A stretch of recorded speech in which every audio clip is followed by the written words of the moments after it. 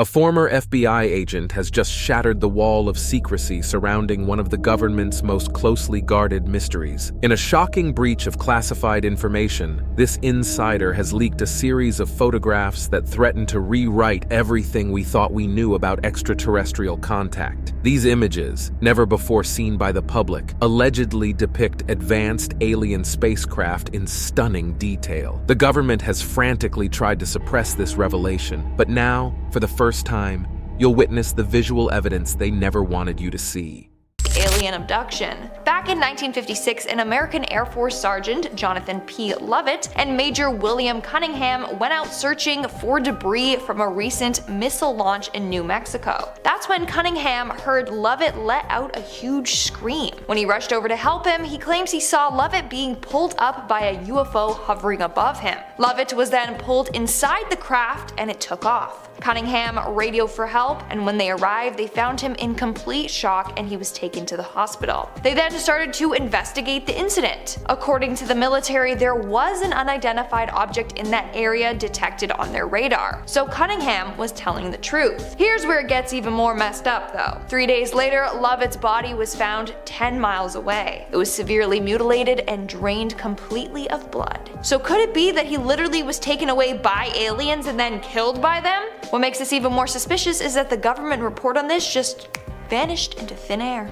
In our 9th spot, we have the Gorman dogfight UFO. This is said to be one of the most well-known UFO encounters from the 20th century. It's also a fairly credible one. So on October 1st, 1948, US Air Force pilot George Gorman was out flying when he spotted a UFO below him. He described it as a flying disc with round and well-defined edges that was brightly lit and circling slowly over the city. What was weird was that the object was not showing up on radar. So Gorman decided to follow it, but as he got closer to the object, it got brighter and then it shot away from him. He said it went around 250 miles per hour, then increased to 600 miles an hour. Due to its speed, Gorman lost sight of it. Now the government was all like, it's just a weather balloon. Yeah right, I think an experienced aviator would know the difference between a weather balloon and a flying saucer. In our 8th spot, we have the Pentagon. Last year, the Pentagon released footage of what they confirmed to be a UFO. I'm pretty sure by now you have all seen this video, but if you haven't, I'll share it with you today. So the UFO was captured on camera by 2 naval aviators who were shocked at what they saw. There's a whole fleet of them, look on the ASA. My gosh. They're all going against the wind. The wind's 120 knots from the west. So in the videos you can see what appears to be a UFO flying in the sky. In the video you can hear just how shocked the pilots are at what they're seeing. Look at that thing, dude.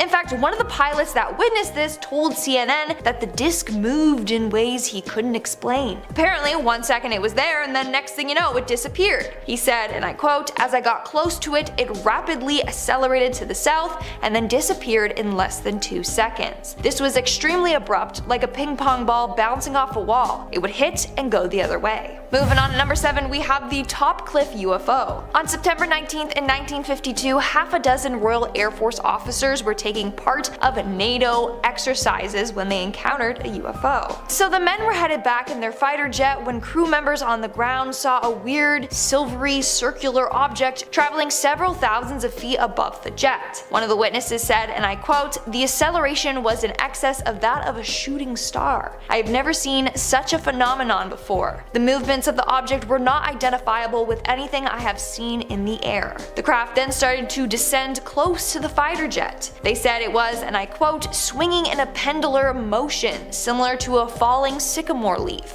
At first, they thought it was a parachute or something that had fallen off of the jet. That was until it stopped midair, began to spin, and then just zoomed away. This sighting was then leaked to the press and was the front cover of the newspapers for quite some time. In fact, this sighting was so insane that Prime Minister Winston Churchill wanted to know more about it and get an investigation going.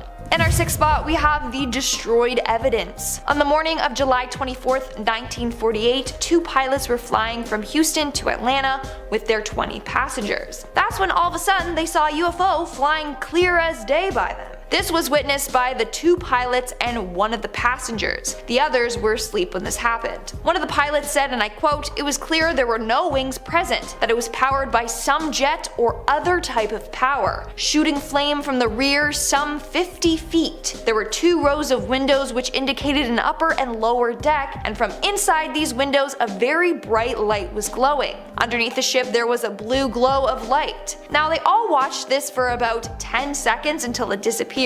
Obviously they reported their findings, and this triggered a top secret investigation by the US government. In the end, their findings were destroyed, which means this could be a real UFO sighting, because if it wasn't, they wouldn't have destroyed the evidence.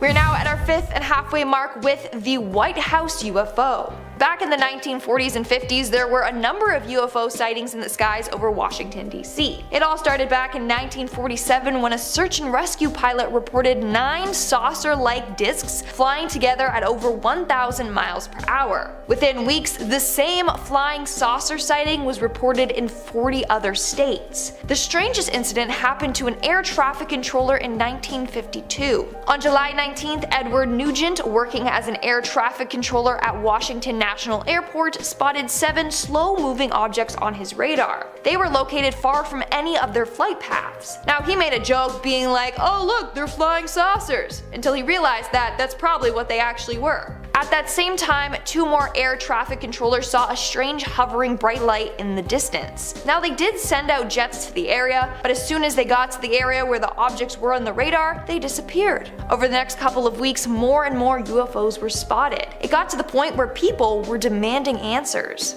In our 4th spot, we have Britain's Roswell. This is said to be the UK's most famous UFO incident. So in December of 1980 in Rendlesham Forest, England, a number of people reported seeing unexplained lights and then a weird spacecraft land. It all started on December 26 when a security man saw strange lights descend into the forest. As he approached this object, it moved through the trees and the animals at a farm nearby went crazy. The following days, more and more people saw these lights. In fact, a number of credible US Air Force officials were witnesses to this account, including Deputy Base Commander Lieutenant Colonel Charles Halt. The lieutenant himself confirmed it to be a UFO. In our 3rd spot, we have the 6 soldiers. This next UFO encounter took place in North Korea in 1951 during the Korean War. As the men were preparing to bombard a nearby village, they were all of a sudden greeted by a strange craft. The craft emitted some form of ray that made their air burst start to explode. According to one of the men, and I quote, "Objects would get right into the center of an airburst of artillery and yet remain unharmed." They also said that they were, and I quote, "swept by some form of a ray that was emitted in pulses, in waves that you could visually see only when it was aiming directly at you.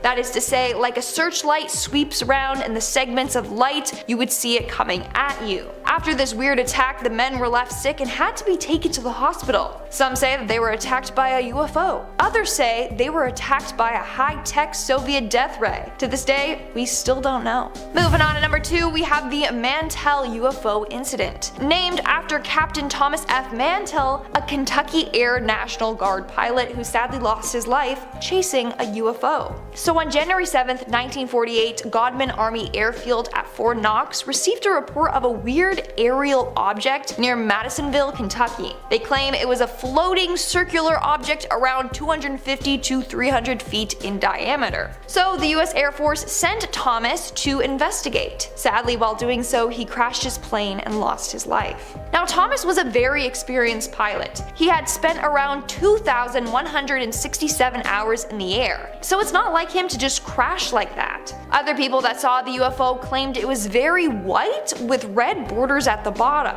Some even said, and I quote, "Just before leaving it came to very near the ground, staying down for about 10 seconds, then climbed at a very fast rate back to its original altitude, 10,000 feet, leveling off and disappearing into the overcast, heading 120 degrees. Its speed was greater than 100 miles per hour in level flight." And And in our number 1 spot today, we have the Roswell UFO. This is said to be the most famous UFO case in America. So it takes place during the summer of 1947. A rancher named W.W. MacBrazel said he found wreckage on his big plot of land. In fact, during that time, there was a number of UFO sightings, so the rancher thought that the wreckage was from a UFO crash. So he brought that material to the sheriff, who brought it to an officer from the US Army Air Force. Later, the US Army announced that what the rancher found was a flying disc. But the following day, the US Army quickly reversed themselves, and they were like, no, it's not a UFO, it's actually just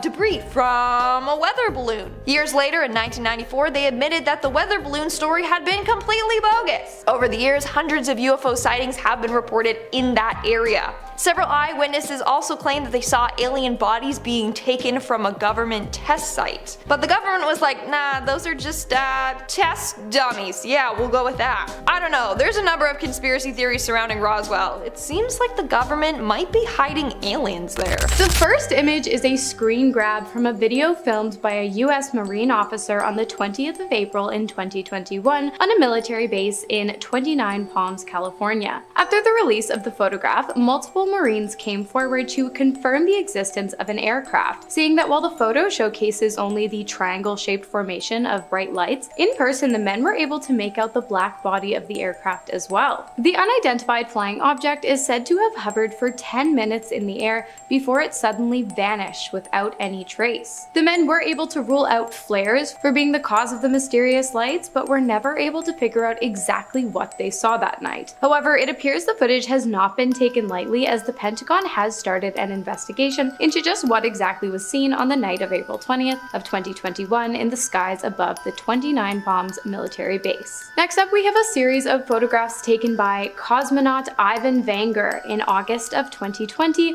whilst aboard the International Space Station that appears to depict 5 unidentified flying objects flying at the same speed while maintaining the same distance between each other as well as their surroundings, moving in a straight line just above the Earth's curved horizon visible in the night sky. Vanguard, both surprised and curious, took to Twitter, now named X, to share the footage in hopes of getting some clarity as to exactly what he was looking at. In an exciting unfolding of events, his tweet was picked up by the Russian space agency Roscosmos, and a spokesperson revealed that experts were in fact studying the video in an attempt to determine what exactly Vanguard had managed to capture. Did you guys know that Japan was a major hotbed for UFO activity? Because I didn't. But apparently the Pentagon does? In fact, UFO sightings are so common in Japan that its military has reportedly ordered all pilots to disclose any and all identified flying objects directly to the Japanese government. Not only that, but Japanese self-defense forces have also undergone extensive training in relation to UFO sighting protocol. To date, 6 alleged encounters between pilots and UFOs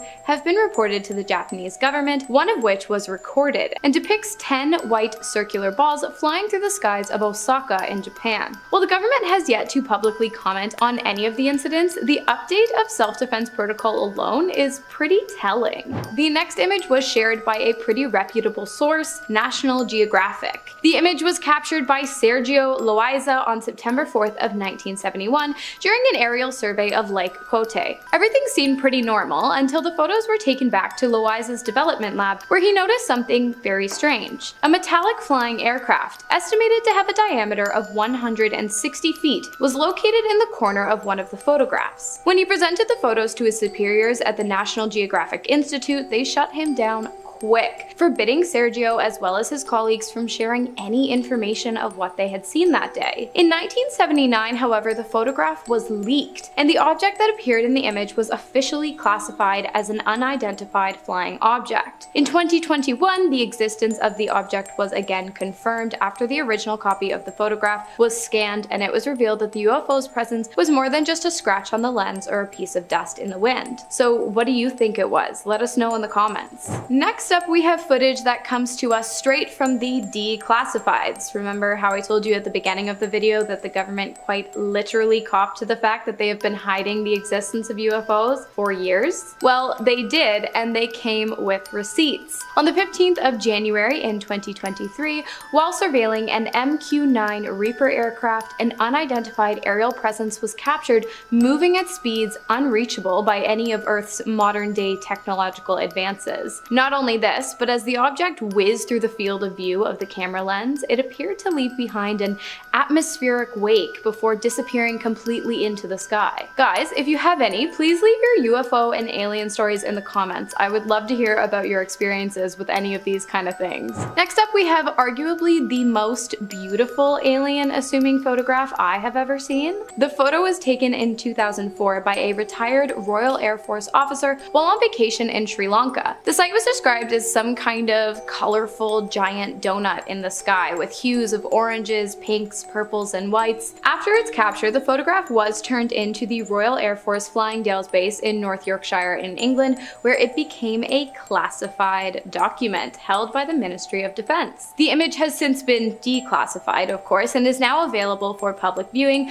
but there is still a lot of mystery surrounding the photo as well as the photographer, as his identity, along with any other information regarding the incident, is pretty much non-existent. I mean, come on, it's a giant glowing light in the sky. You're really telling me no one else saw this and that there's no other information out there other than the fact that the photo exists? Oh, yeah, and not only that, but it was deemed classified by the British Ministry of Defense, so I'm thinking there's something else going on here. Okay, I bet you didn't know that another major hotbed for extraterrestrial, UFO, and unidentified aerial phenomenon activity was Brazil. I mean, I did, but maybe you didn't. In fact, this kind of thing is so popular in Brazil that they have an annual day of recognition for these sightings known as the Night of the UFO, which came to be after a major event took place in 1986. On the night of May 19th, a series of unidentified flying objects were seen in the skies of Brazil, and even more non-visual objects were detected via radar across the skies of 4 Brazilian states. Of course, at this time, any and all knowledge the government had on the event was extremely classified. In May of 2012, however,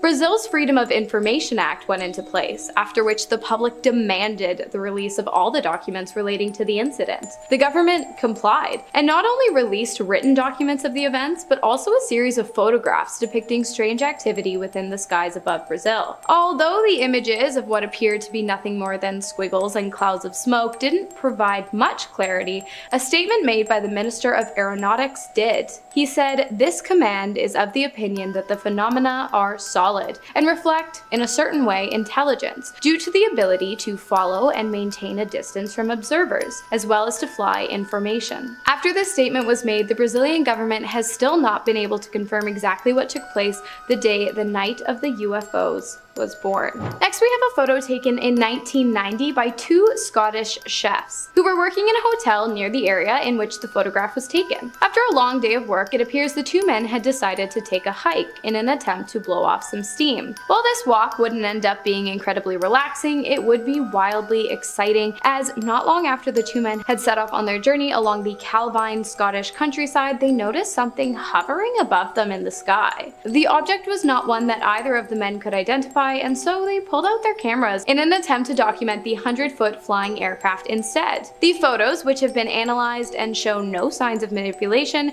captured the object being circled by a jet plane. They thought the incident was incredibly strange and even newsworthy, so the 2 turned the footage over to the local newspaper for publication, but the images were seized by the British Ministry of Defense and were never released. Until 32 years later, that is, by David Clark, who, unbeknownst to the ministry, had kept a photocopy of one of the original images. The identity of the 2 men was never revealed, nor did they ever come forward to share their story after the images had been seized by the ministry, begging the question of what exactly they saw and what exactly the government was trying to cover up. A photograph taken of an unidentified aircraft lit up by military spotlights in Los Angeles, California, is next on the list. The photograph, which documents an event so big it later became referred to as the Battle of Los Angeles, Angeles or the Great Los Angeles Air Raid was taken on February 23rd of 1942, just 2 months after the attack on Pearl Harbor. On the night the photo was taken, all of Los Angeles was under blackout, as directed by the US military. While the lights on the ground had been turned off, the sky above had been lit up by a myriad of strange objects. The military opened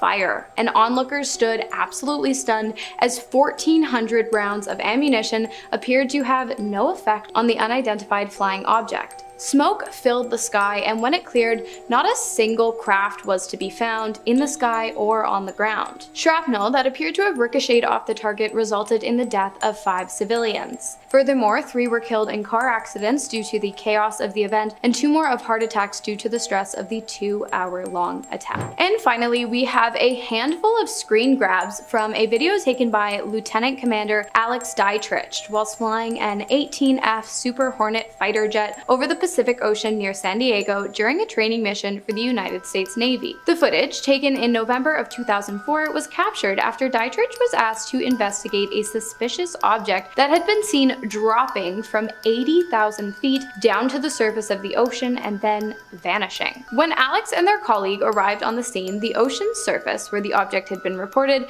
appeared as though it was boiling. Moments after arriving to investigate, a strange, elongated white object came into view and was captured on video hovering above the water before it disappeared into the sky at an impossible speed, leaving no wake in the oceans below. While the footage has been confirmed to be authentic by the United States Department of Defense, the object itself, along with its origins, remains a mystery. Starting off this countdown, we have the secret entrances. Just last year, a man claimed to have found 3 hidden entrances that lead to Area 51. He discovered this after using Google Earth. He compared images of the base from different time periods. In one particular area in 1998, there seems to be no roads or entrance. Satellite pictures of that same location in 2005, 2010, and 2013 show a road and a dead end with what looks like an entrance and tunnel carved into a mountain. In fact, at the dead end, there appears to be cars parked there. Seems unusual for people to just park there, because what is around for them to do? Wander the barren plain alone? No, they're parking their cars there and then entering Area 51 through this secret entrance. In our 9th spot, we have the alien craft. What I'm about to show you is a leaked video and some photos from Area 51 of an alien spacecraft test. The video features a flying object hovering in the sky and moving in ways that other crafts definitely don't do. This was recorded on May 15, 2017, and then was leaked years later. If this isn't actually a UFO, then what could it be? That's what's baffling people. The way it just moves up and down and side to side that quickly is very strange, especially because of its size. What do you think though? Is this proof that Area 51 has gotten their hands on an alien spacecraft? Moving on to number 8, we have the transportation of a UFO. When this next photo was leaked online, it was met with a number of conspiracy theories. So this is the image of the CIA transporting a large part for one of their top secret projects. In fact, when this was getting transported, the CIA sealed off the entire highway. And I'm sure you can see why this was met with a number of conspiracy theories. Like, look at the shape of the thing that they're transporting. That is definitely a UFO or part of a UFO spaceship. Now, this is where it gets even more interesting. Somehow, a group of bikers made it onto the road. When they were stopped by some soldiers, they asked what they were transporting, and the soldiers said they found a UFO up in the mountains. Now apparently he said this jokingly, but who knows? In our 7th spot, we have the Tic Tac UFO. Last year, another UFO was spotted near Area 51. This one was given the name the Tic Tac UFO because of its tic tac shape and white or bright appearance. So this spacecraft was caught on footage by a person driving along near Area 51. He was driving along the extraterrestrial highway. That's the name given to the highway in Nevada, as a number of UFOs have been seen by drivers while on this route. At first, the driver thought that what he was seeing was just a cloud. When he got closer to it, he realized that it was definitely a craft of some kind. Later on, alien hunter Scott Waring confirmed that the UFO was in fact alien in origin. Also, the area in which he was driving through had a number of wind farms in the area. Turns out that in the past a lot of UFOs have been spotted around wind farms, and one UFO even crashed into a windmill many years back. Some say this is because aliens are fascinated with human technology. In our 6th spot we have Stephen Barron. In 2016, UFO hunter Steve Barron captured video and photographic evidence of another alien spacecraft close to Area 51. These were taken near his home in Las Vegas, Nevada, an hour drive from Area 51. Using a night vision camera, Steve head out to Red Rock Canyon to try and capture a UFO. The first couple of hours, there was nothing. Then he saw mysterious weird flashing lights appear over a mountain. He said this in regards to the UFO and its lights, and I quote, "First one, then two, then more and more. They put on a spectacular show. I am glad I was patient because the show they put on kept getting better and better." We are now at our 5th and halfway mark with the CIA spy plane. In 2011, Los Angeles Times journalist Annie Jacobson published a book called Area 51, an uncensored history of America's top secret military base. In the book, she included a number of never-before-seen photos of the base. The first one I want to show you is of a CIA spy plane. This photo shows an A-12 ox cart hidden behind a barrier at Area 51. This was a top secret plane that was created to reach high speeds and altitudes. During the first 3 years of testing this plane, everything was kept top secret. In fact, the pilots weren't even allowed to tell their wives what they were working on. On May 24, 1963, during a test flight, the plane crashed. The pilot, Ken Collins, was fine but had to eject himself out of the plane. But afterwards, the CIA actually injected him with sodium pentothal, aka truth serum, to then interrogate him after the crash. That's crazy. In our 4th spot, we have the rare photo. So this photo was also featured in Annie Jacobson's book Area 51, an uncensored history of America's top secret military base. In fact, this is a very rare photo that has never been published before. It was published for the first time in Annie's book, and that's it. This photo is an aerial view of Area 51 taken in 1964. I don't know why it was kept a secret for so long or how Annie got her hands on it, but she did and decided to share it with the world. Moving on at number 3, we have the early U-2 spy planes.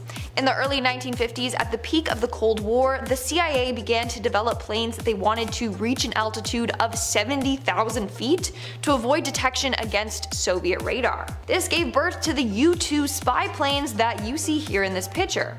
This photo was taken in Area 51 in 1956, and pictures of workers standing on the plane's wing.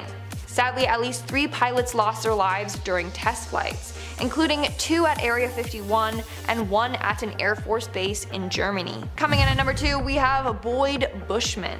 Shortly before his death, former Area 51 engineer Boyd Bushman revealed that he encountered aliens while working at Area 51. In a video, Bushman shows a number of mysterious photos to the camera, including one of an alien and a number of photos of the alien's appendages. We have a total of at least 18 that exist and operate with our facility.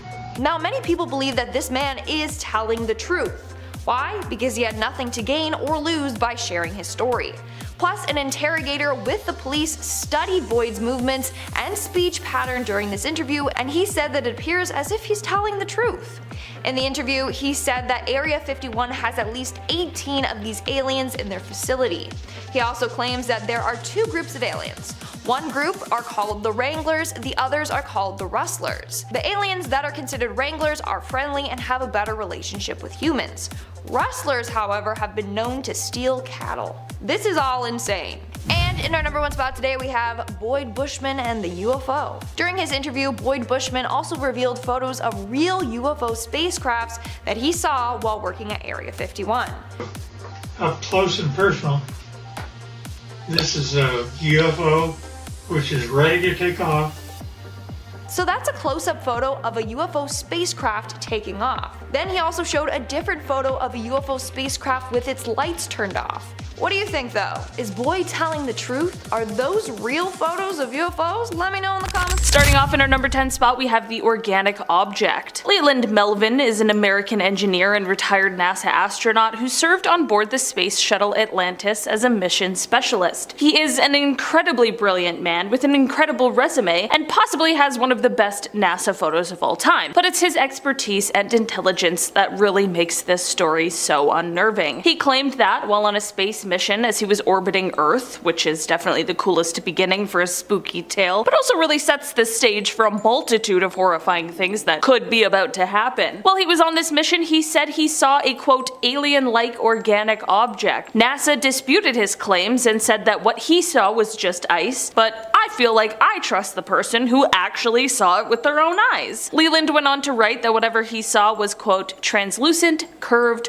organic looking. I have no explanations to offer, but I will say it certainly is interesting and kind of terrifying, and it only adds more horror to the story when you realize that they tried to cover it up. In our number 9 spot today we have Leveland. This incident took place in 1957 in Leveland, Texas, and actually was the inspiration for a scene in the film Close Encounters of the Third Kind. In the real-life incident, dozens of citizens from across the city began individually reporting seeing a rocket or strange set of lights or some sort of unidentified object, but that wasn't it. Whatever these citizens were seeing was also reportedly interfering with their vehicles as well. Engines were suddenly just dying out and lights were cutting out. If this happened just 1 or 2 times, this could have been some kind of a really strange coincidence, but it was way too many instances. Something else had to have been at play. The authorities at first thought that the reports were a hoax until they too saw the strange lights as they began to investigate. This is where Project Blue Book came in to also investigate, and they came up with quite the conclusion. They claimed that whatever had happened here was simply just a case of an electrical storm and ball lightning that caused the lights in the mechanical malfunctions. That's super reasonable, but the catch with this explanation is that there were no reported thunderstorms in the area that night at all. I'm just saying, something here clearly isn't adding up quite right. In our number 8 spot today we have the lone survivor. This is an unexplained signal that was first detected in 2003 when astronomers were using a massive telescope in order to re-examine 200 different areas of the sky. I say re-examine because these were areas where there was once a signal that was detected coming from them, and they were taking a look back to see if they could detect the same signal again. During this re-examination, they found all of the signals had disappeared except for one. This signal didn't only stick around, but it actually got stronger. This signal is coming from between the constellations of Pisces and Aries, and the curious thing about this location is that it resides in a place where there are known obvious planets or stars. To make things a little more mysterious, there are scientists who believe that the frequency this signal is in is the frequency alien life would be most likely to use if they were trying to contact us. I have no idea what leads them to that theory, but it felt too interesting to exclude. While there are other possibilities of what these signals are or where they're coming from, it's quite an interesting piece of information and is something that definitely deserves more looking into. In our number 7 spot today we have the space snake. Dr. Franklin Story Musgrave is an American physician and retired NASA astronaut, and considering how credible he tends to be, despite the absurdities of this story, it makes it hard to pass off as a lie so easily. While he was in space, he claims that he saw something that I don't wish upon anyone, a sort of space snake. He said that he saw an 8-foot-long white snake floating through space. I don't even know what I would do. Probably cry?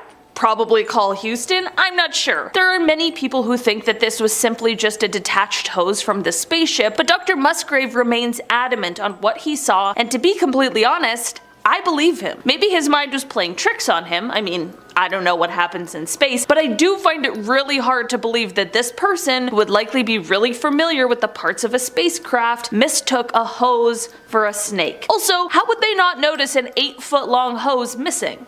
Again, I'm certainly no astronaut or scientist or engineer, but it all just seems very strange. In our number 6 spot today we have the classified report. We're just barely getting into 2023, but already there are some crazy announcements, including one regarding a report that was delivered to Congress from the Director of National Intelligence. Basically, since August of last year, there's been a total of 510 unidentified aerial phenomenon observed in protected airspace or near sensitive facilities. According to the report, report, 26 of these were described as drones, 163 were labeled as balloons or balloon-like entities, and 6 were described as clutter, whatever that means. This is all fine and well, but the concern sets in when we consider that this leaves 171 sightings unaccounted for, some of which appear to have demonstrated unusual flight characteristics or performance capabilities. It's also important to note that the majority of these sightings are coming directly from Navy and Air Force pilots. Here's the thing, what we know as the public is only a 12-page declassified summary of the actual real secret report that was delivered to Congress. Only time will tell if we ever find out what the rest of the report includes or what will happen with further investigation into the 171 sightings, but hopefully if answers do arise, one day we'll find out. And hey, maybe if they don't, maybe Anonymous will just hack them,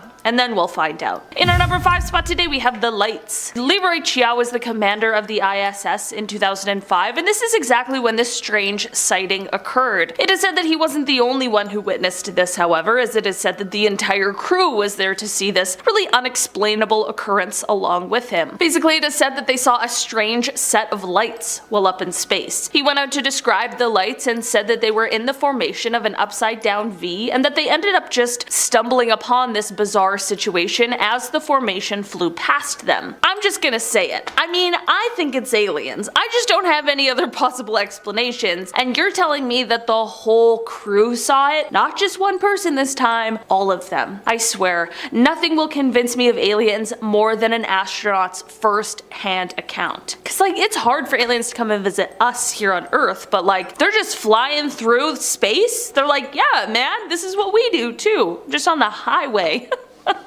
Okay, sorry, I'm going a little crazy. In our number 4 spot today, we have the Lubbock incident. On August 25th, 1951 in Lubbock, Texas, a group of scientists from Texas Technical College were all hanging out in the backyard of geology professor Dr. W.I. Robinson. They were all chilling, enjoying each other's company, until around 9:20 p.m. when they saw something strange. It was a V-shaped formation of 15 to 30 bluish-green lights passing overhead. They were completely confused over what it could be, but figured that the lights would likely reappear, which they did. About an hour later, the lights reappeared, and at this point, all of these scientists knew that they had witnessed something exceptionally interesting. But what was it? The scientists weren't the only one to witness the lights either. About 350 miles away in Albuquerque, New Mexico, an employee of the Atomic Energy Commission's top secret Sandia Corporation, who had a high-level Q security clearance, had been sitting outside with his wife, quote, gazing at the night sky, commenting on how beautiful it was, when both of them were startled at the sight of a huge airplane flying swiftly and silently over their home. On the aft edge of the wings, there were 6 to 8 pairs of soft, glowing bluish lights. There were more sightings as well, all reporting a similar thing. The group of scientists began investigating, tracking the lights, which they had witnessed 12 more times. They measured the angle of the flights, they tracked the speed, and they attempted, unsuccessfully, to try and measure the UFO's altitude. Here's the deal with this though, the government did end up investigating, but the official explanation for these lights is the most cryptic message I've ever seen. It read, quote, I thought that the professor's lights might have been some kind of birds reflecting the light from mercury vapor streetlights, but I was wrong. They weren't birds. They weren't refracted light, but they weren't spaceships. The lights that the professors saw have been positively identified as a very commonplace and easily explainable natural phenomena. I can't divulge exactly the way the answer was found because it is an interesting story of how a scientist set up complete instrumentation to track down the lights. Telling the story would lead to his identity, and in exchange for his story, I promised the man complete anonymity. Despite people claiming that this mystery has been solved, by this explanation, people are left with a lot more questions than answers. You know? It's just some natural phenomena. We're not going to tell you which one though. In our number 3 spot today, we have glowing green. Gordon Cooper is a well-known astronaut after having flown the Mercury 9 and the Gemini 5, and in fact he was the last American to spend time in space alone. But despite all of these exciting accolades, I want to take you back to May 15th, 1963. Here he was sent off into space in a Mercury capsule for a 22-orbit journey around the Earth, and while on this journey he saw something extremely unsettling. unsettling, a glowing green object that would approach his capsule. During his final orbit, he did tell the tracking station of this object that was quickly approaching his capsule, and they were able to pick up this UFO on their radar, but once Cooper landed, reporters were told that he was not allowed to answer questions regarding this UFO. It's even more interesting considering how Gordon has been a very vocal and firm believer in UFOs, so I have to ask, what do you think this was? In our number 2 spot today, we have the Shag Harbor incident. This UFO encounter is often referred to as Canada's Roswell, so I was shocked that I hadn't heard of it before. Basically, this incident took place on October 4th, 1967, when an unknown object crashed into the water near Shag Harbor, which is a tiny town in Nova Scotia. There were at least 11 people who witnessed this object as it crashed, and many people claim to have heard a whistling sound followed by a loud bang when the crash took place. The witnesses that claimed to have seen the UFO were all doing a bunch of different things at the time. One couple was just sitting on their porch, but 2 witnesses that really get me are a flight pilot and a ship captain. On Air Canada Flight 305, First Officer Robert Ralph pointed out to Captain Pierre Charbonneau that there was something strange out the left side of the aircraft. They reported an object tracking along on a parallel course a few miles away and described it as a brilliantly lit rectangular object with a string of smaller lights trailing the object. Shortly after they first noticed it, there was a large but silent explosion near the unknown object, and then 2 minutes later there was a second explosion, but this one faded to a blue cloud. As for the ship captain, Captain Leo Howard Mercy saw 4 blips on the decorator that were totally stationary. This led to him looking up to the sky, and this is when he saw 4 bright objects sitting in a rectangular formation about 28 kilometers from the vessel's window. He wasn't even the only one who saw it on board. The entire crew of nearly 20 fishermen stood on deck and watched. A man named Laurie Wickens was another one of the witnesses, and he and some friends ended up calling the RCMP, the Royal Canadian Mounted Police, because they saw a huge object floating in the Atlantic Ocean about 1,000 feet offshore. This is all super weird, and not only the RCMP, but also the Royal Canadian Navy and the Royal Canadian Air Force became involved in the investigation, but nothing was ever recovered or found. But it was also revealed that all commercial, private, and military aircrafts along the eastern seaboard were accounted for. So what could all of these witnesses have seen? Since they never officially identified what it was, in the official Government of Canada documents it is listed as a UFO. In our number 1 spot today, we have the 2021 UFO. On February 21st of 2021, a blogger was using a radio scanner to try and pick up the feed from an aircraft when he received much more than he ever expected. He intercepted the transmission of the wrong aircraft,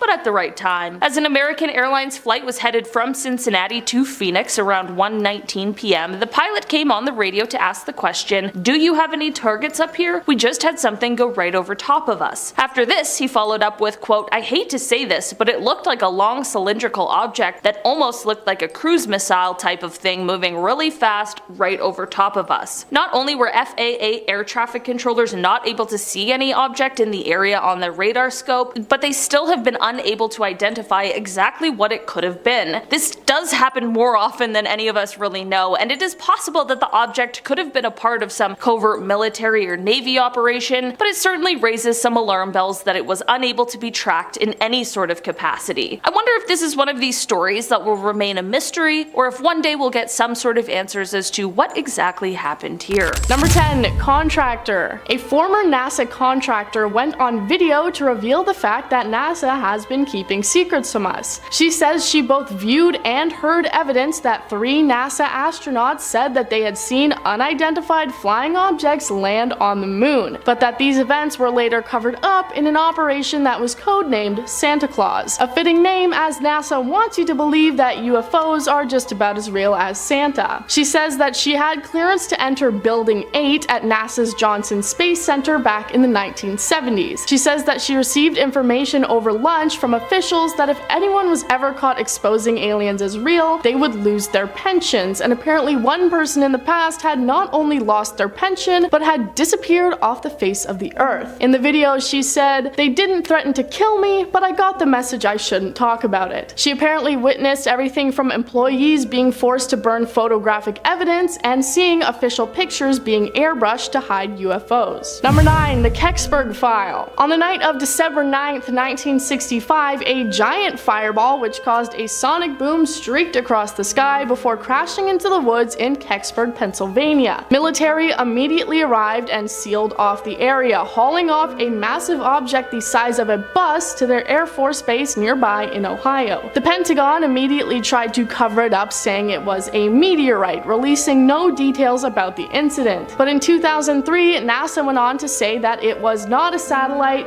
but 2 years later in 2005 they said, yeah, actually it was a satellite, just don't worry about it. The cover-up seemed never ending, and it just led more and more people to become interested in finding out the truth of the Kecksburg file. A Freedom of Information Act was then started to get the file looked into again, and the judge threw away NASA's attempts to have the lawsuit thrown out. So in 2007 they announced they would be reopening the Kecksburg file, but they claimed that a majority of the files had been destroyed or lost, and they never released what it actually was that crashed that day. Number 8. Astronaut. Like I said in the first point, there is allegedly a conspiracy within NASA to cover up any of their employees or former employees talking about the fact that they have had alien experiences. But as I have mentioned in other parts of this list, there are actually a handful of astronauts who have spoken out about potentially alien encounters. Leland Melvin is probably best known for taking his astronaut photos with his rescued dogs, but what you're probably not familiar with is the fact that he has shared his alien experiences on Twitter. He received a question on Twitter that read, "What's your outlook about the existence of intelligent alien life living in our solar system? Have you ever witnessed a UFO?" And Leland went on to respond with, "I have not seen one in space or on the ground, but thought I saw something organic/alien-like floating out of the payload bay. Randy Bresnick and I called the ground to ask what it could be, and they said it was ice that had broken off of the Freon hoses. Translucent, curved, organic looking, with an alien emoji at the end. Of course, he explains it by saying it was just ice, but that was probably just NASA feeding them an easy cover-up. Number 7. Moon crash. The Lunar Reconnaissance Orbiter is similar to the Mars Orbiter that I have talked about before. It basically watches over the moon and takes pictures of its surface. Earlier this year, they released a photo that had many people scratching their heads and insisting that NASA was doing yet another cover-up. The photo shows the surface of the moon with what is called a double impact crater. While the moon is covered in tons of craters, this one is unique for this reason. The evidence of the dozens of feet wide indentation seems to show that some sort of man-made spaceship crashed into the moon and left the divot. Many people on social media believe this to be evidence that some sort of alien craft had hit the moon, but NASA tried to shut everyone up by claiming it was just an out-of-control rocket. While they seem to know it was a rocket, they admitted that they don't have any idea where it came from or what its original path was intended to be. So even if it's not aliens, it's still pretty confusing. Number 6. Alien photo. Mars is one of the main planets that many people believe could be host to aliens, hence the term Martians and all the fictitious media that includes alien creatures visiting from Mars. On February 4th of this year, one person online dug up a photo that the Perseverance rover had taken on Mars back in 2021. The title of the blog post being,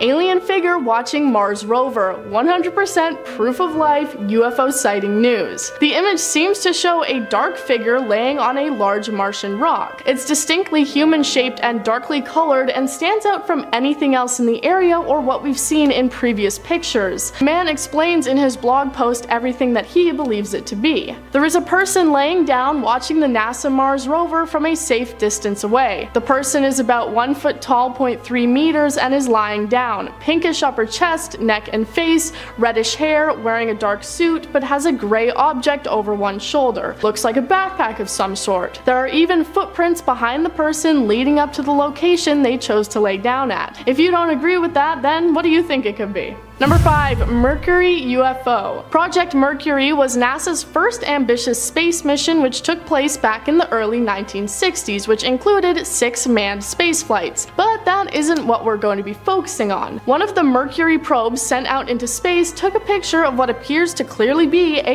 UFO. A photo that a NASA blogger found in an old disk from the mission that took place in December 1960 appears to show a strange shape that looks like it could be an alien spacecraft. spacecraft. While many arguments against UFOs are that they're just random space junk, this was at the beginning of NASA's steps out into space, so there really couldn't have been that many rocket pieces and broken panels floating around. The blogger says that he believes this is aliens wanting to watch one of humanity's biggest steps, not worrying about being seen because this particular craft didn't actually have any humans on it. Number 4. Deleted UFO. This same blogger also recently found evidence of NASA purposefully covering up and deleting archival photos that appear to show evidence of aliens. He found a photo of what appears to be a large, dark, rectangular alien ship flying past the sun, and he also found that NASA is trying to hide it. On his blog, he said, "I found a huge rectangle UFO shooting past our sun, and it's got to be several miles across or more. I tried to find it on another NASA site, but I got an error message. Then I tried using official European Space Administration software, and again, error message. Then I went into the individual photos online and input my own URL, but these photo times do not exist. That's 3 different sources all erased from existence. I found it at a 4th source." He says that he won't reveal this other source as he doesn't want it taken down as well. There are 20 different photos in a row that all show the unidentified craft, and he calls NASA out for never saying anything about it. Number 3. Mars photos. I talked about this on a separate list, but I also wanted to touch on it here too. We've taken a look at one Mars rover photo already, but I want to dive into just how many of these there are. People are constantly picking out unexplained and potentially alien things popping up in these photos of the red planet. One of the most baffling recent images is this one that appears to show some sort of carved out entryway which people believe must lead to some sort of alien hideout on the planet, looking too precise to have been caused by natural weather and environment conditions like NASA claims. There have also been many rocks that appear to be much more than just rocks, as they stand out from anything else in the photos, almost looking like a sort of coral growing out from the ground through the dust. There are a lot of them, and NASA has attempted to explain away all these photos, but there is still just a lot of mystery there. Number 2. The Calvine photo. This one is similar to the Kecksburg file in the way that it is also a UFO encounter from many decades ago that NASA tried to hide away by claiming it was lost. The photo was taken in August 1990 by 2 hikers near Calvine in Scotland. It shows what is clearly a large diamond-shaped vessel flying through the sky, being trailed by another airplane. They took pictures and said it appeared to be about 30 meters long. It apparently then shot straight up into the sky and disappeared, never to be seen again. The photo was first given to the newspaper and then handed over to the Ministry of Defense, and then it was never discussed again, and the photo apparently went missing. In October of 2021, the Scottish Operations Records book was checked, and there was no account of anything having been spotted in the sky on that day. One determined individual, however, managed to track down the lost photo, and about it they said, "The Calvine photograph stands as one of the biggest mysteries in UFO history. Finally revealed after 32 years, it shows that answers only bring new questions." Number 1. Space nudes. In May of this year, it was revealed to the public that NASA was going to be sending a message out to aliens, calling it the Beacon in the Galaxy. It's a binary coded message that includes details about our planet and human life that is going to be shot into space for anybody to find. One of these images was revealed to be an image of what a genetically male and female human look like, and yes, it has all the details. It also includes a diagram of gravity so aliens know which part of us is the top and which is the bottom. Other images included are the solar system diagram, a map of Earth's landmass, and depictions of things like mountains and trees. So yes, NASA is actually sending our nudes out to space. The fact that they are doing this shows that at least a small part of the organization believes that aliens are out there to receive this message. Number 10.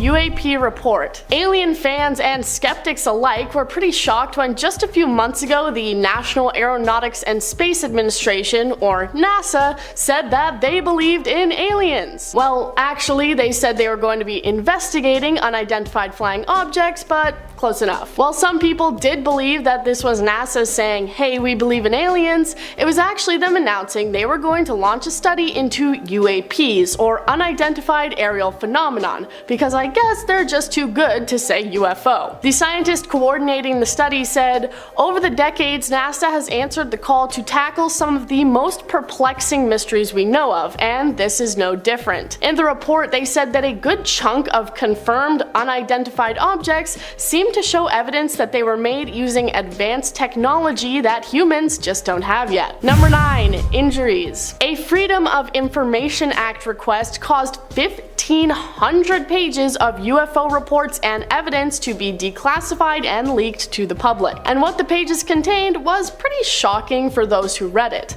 A percentage of the pages included information of how people who reported seeing UFOs and aliens had been legitimately physically affected, real physical evidence that something unexplained had happened to them. Some of the reports included things like burns, which could have been caused by the jets of a UFO or potential face-to-face alien interference. Bafflingly, they also confirmed that women who had come into contact with aliens shortly fell mysteriously pregnant after the event, with no explanation as to why they were suddenly with child. Yes, we all know by now how mommy and daddy make babies, but that apparently wasn't a factor in these cases. Alien babies potentially on the way. Number 8.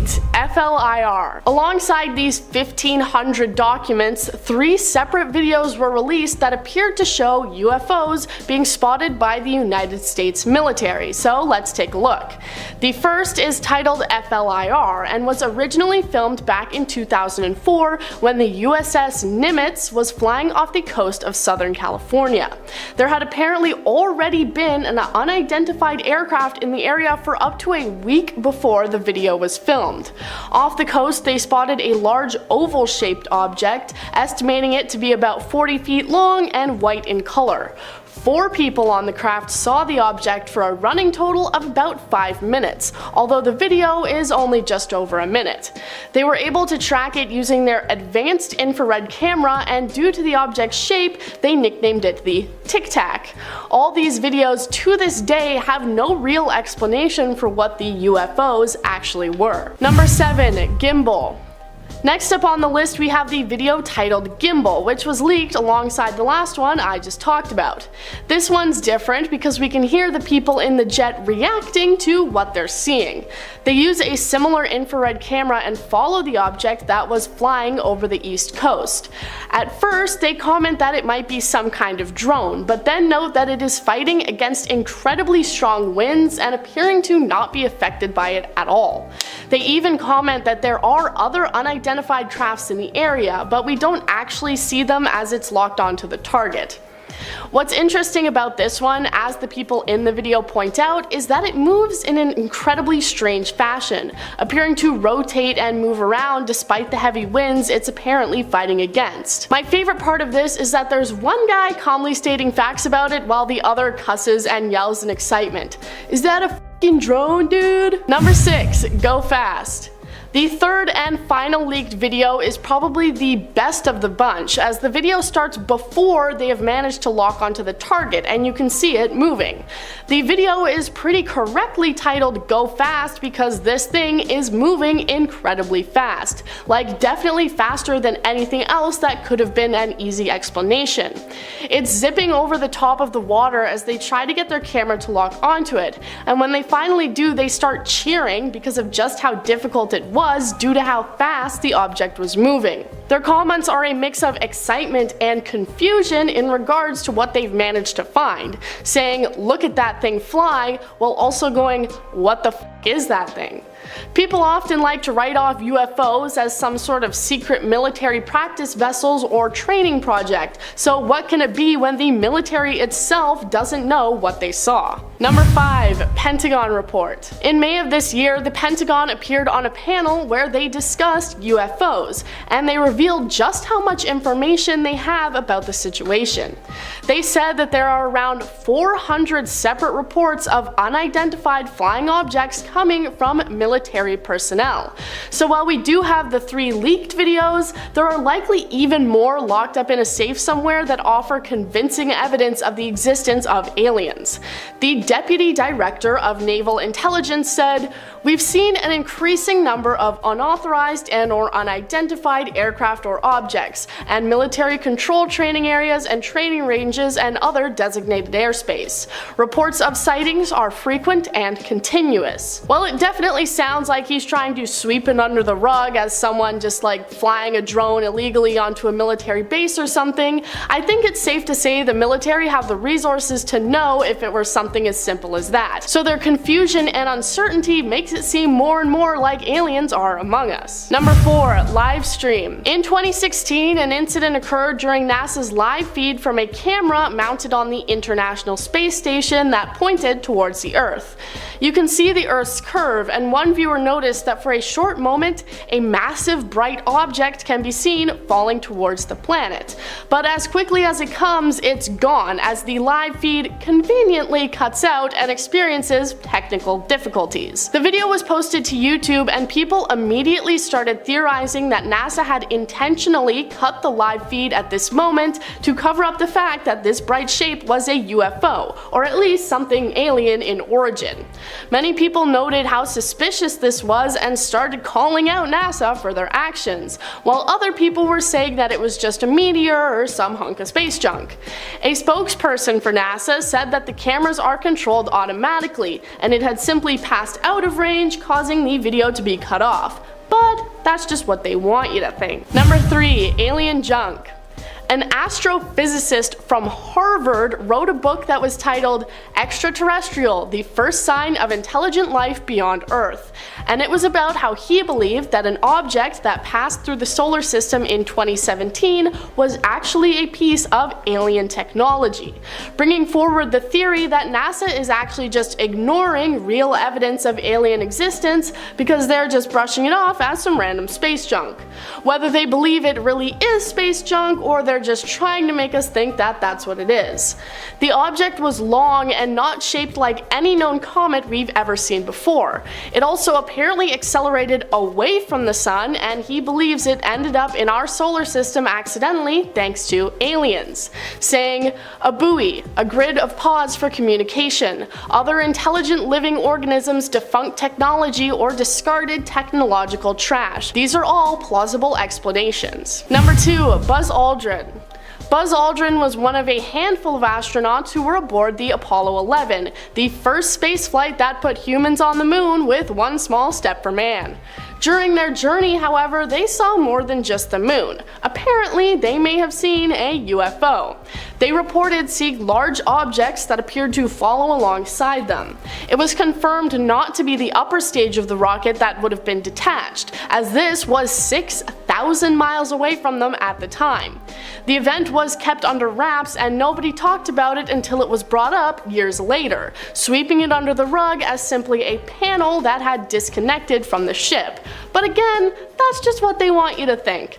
The claims coming from a senior NASA scientist who said he had just called up Buzz on the phone and he had agreed. Did you really talk to him on the phone, senior NASA scientist? Did you really? Number 1. ISS report. Alright, this one's not actually NASA because it actually comes from a Russian astronaut aboard the International Space Station, and I'm just gonna count it because it's a pretty cool video. He was on board the ISS using his camera to record the southern lights, which are the same as the northern lights but in the south. It's a time-lapse recording, and for a brief moment you can see a line of large bright lights moving across the sky. In the tweet the astronaut posted, he referred to them as space guests, saying that while it was only a few seconds in the time-lapse, it was actually around 52 seconds in real time. Some people suggest that it may have been some kind of meteor or satellite, but I'm actually a licensed professional and I say that it was aliens. Thank you guys for watching. That was 10 leaked NASA documents that prove aliens exist. If you enjoyed this video, feel free to like and subscribe and maybe check out some more of our stuff. I've been Woody and you've been amazing. Join us next time for more lists and scary things. So we're starting off with a photo that was apparently lost for decades but just resurfaced a few years ago. The Calvine photo, said to be one of the most convincing UFO photographs ever taken. On August 4th of 1990, two men who were working as chefs in a hotel in the Scottish Highlands decided to go for a walk that summer evening in the hills near Calvine. And in the middle of their hike they spotted something in the sky, this big diamond-shaped object hovering up there. Apparently it made little to no noise as well. They managed to snap this picture here. The hikers sent the image to the paper, but instead of printing it, The newspaper handed it over to the British Ministry of Defence, and they kept it under wraps until 2022, when British journalist David Clarke finally brought it back into the light. After digging for 13 years, Clarke, who teaches at Sheffield Hallam University, discovered that a former Royal Air Force press officer, Craig Lindsay, had a copy of the photo all along, waiting for someone to ask about it. Clarke also had his colleague Andrew Robinson, a photography expert, examine the photo. Robinson found no evidence of tampering or manipulation. So, is this flying object of extraterrestrial origin? Well, Clarke believes it is a genuine UFO, just maybe not an alien aircraft. He thinks it could be the rumored Aurora, a super secret spy plane supposedly built by the US in the 80s. Next up on our list today, we have a series of photographs of real-life aliens found in 2017 in Peru near the pre-Columbian Nazca lines. Analysis done on the body of the aliens, named Clara and Mauricio, showed that they are at least 1,000 years old and that their genetic makeup is not of this world. Although the findings are controversial, that's to be expected, and widely disputed, also expected, many people believe that Clara and Mauricio are modern civilization's first look at real-life humanoid alien bodies, and they see the discovery as a major scientific advancement in relation to our understanding of extraterrestrial beings. The lead researcher on the case said that the bodies, with 3 fingers on each hand and elongated heads, were found with another, going by the name of Victoria, which was used to conduct the tests that determined the age of the bodies and the genetic material. In the report, lead researcher Musan also stated that Victoria had been carrying eggs inside of her, meaning that it was likely these creatures were able to reproduce offspring and that Victoria was getting ready to when she died. Whether or not the whole thing is a big elaborate hoax remains to be seen. However, despite harsh criticism coming from Musan's peers and the scientific community as a whole, he continues to maintain the validity of his findings, making this kind of believable. Take a look at these wild photos. These are some genuinely unsettling images right here. There's a lot of mystery behind these pictures. There's still no definitive explanation for them. All we know is that the photos surfaced about 10 years back. Supposedly, they were taken from a US submarine traveling between Iceland and islands near Norway. Alex Mistretta, a paranormal investigator, started looking into these pictures after they popped up in a French magazine called Top Secret, following a supposed leak. The photos were allegedly snapped in March of 1971 through the submarine USS Trepang's periscope during a regular military and science mission. A guy named John Kalika first spotted the UFOs through the periscope. We don't know who actually took the images. The pics were shared to the public by Alex after he saw them in that magazine, and there were some curious notes on the back of one of the photos. It said official photograph, not to be released, CT, and another note that read unauthorized disclosure, subject security certificate SSN 674, criminal sanction. I don't know, what do you guys think of these? Genuine, hoax? I mean, some of these images are pretty insane. I mean, if they weren't doctored in any way. Next on our list today, we have the McMinnville UFO photographs taken in none other than Sheridan, Oregon, approximately 9 miles southwest of McMinnville by a local farming couple, Paul and Evelyn Trent. On May 11th of 1950, the pair spotted the strange objects in the sky and rushed to grab their camera. They then captured some of the most captivating UFO images to date. It was Evelyn who first noticed the alleged spacecraft hovering in the sky above the farm. She yelled for her husband Paul, who also confirmed the sighting and was the one to capture the images. Paul's father also claimed to have caught a glimpse of the object before it sped off into the sky. Don't know why I did that. A third-party analysis confirmed that the photographs were not doctored and that they showed a real physical object in the sky above the Trent family farm, and that the object was sitting at a significant distance from the lens of the camera. So basically, it was proven that it wasn't just some kind of bug flying nearby the lens. Whether or not you believe in aliens, UFOs, or UAPs, you gotta admit these images are pretty cool. In 2023, the Pentagon released footage that was taken in the Middle East the previous year. The footage was captured on July 12th, 2022 with an MQ-9 Reaper drone. They're still not sure what this object is. The mysterious orb footage was shown to a congressional committee as part of a defense update on UFOs or UAPs. We can clearly see a small round object that looks like it's shimmering as it flies over houses and empty fields. Sean Kirkpatrick, who heads the Pentagon's All-Domain Anomaly Resolution Office, the AARO, mentioned that this footage is pretty much all the info they have on this thing. They don't know where it came from or what its purpose was. The Pentagon also disclosed that they were looking into over 650 incidents involving UFOs. Next up, if we are going to do a video about real alien photos, I feel it's only right to include a photograph of the most famous UFO sighting and interaction to date, the Battle of Los Angeles, or the Great Los Angeles Air Raid, which took place on February 23rd of 1942, just 2 months after the attack on Pearl Harbor. The night the photo was taken, all of Los Angeles was directed to go under blackout by the US military. After all the lights on the ground turned off, the sky above LA was suddenly lit up by a large handful of strange, unidentified flying objects. The military then fired into the sky, and the public watched in utter shock as 1,400 rounds of ammunition fired at the airborne, seemingly extraterrestrial objects appeared to have no effect whatsoever. Smoke filled the sky, and when it cleared, not a single craft was to be found in the sky or on the ground. 5 civilians died after being hit by materials that appeared to have ricocheted off of the intended targets. 3 were killed in car accidents due to the chaos of the event, and 2 more died of heart attacks due to the stress of the event, which was 2 hours long in total.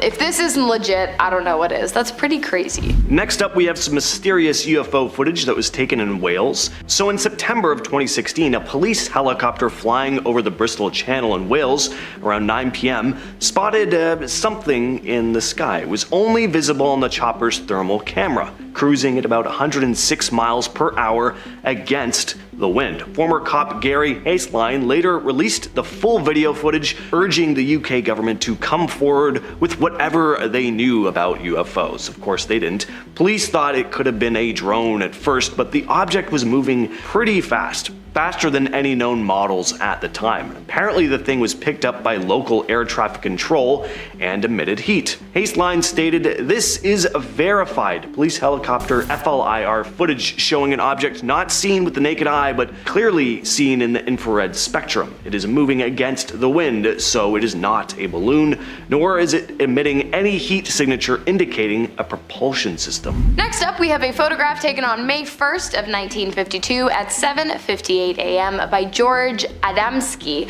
who claims to have seen multiple UFOs flying over his backyard in Mount Palomar during the 1940s all the way through to the 1960s. Although many renowned UFO experts have been unable to back his claims, Adamski maintains firm in his belief that he was able to capture not only this image of a cigar-shaped mothership flying in front of the moon seen here, but also the image of 6 unidentified flying objects he believes to be alien spacecrafts arising from the moon and flying in formation, which you can now see here. These images gained such notoriety in their time that for a while a rendering of the 6 spacecraft photograph was featured in a postage stamp in Grenada in 1978. Not only did Adamski claim to have taken a number of other images, which were unfortunately destroyed, he also claimed to have communicated with the aliens aboard these ships using symbols, hand gestures, and even telepathy. Whether or not he's telling the truth,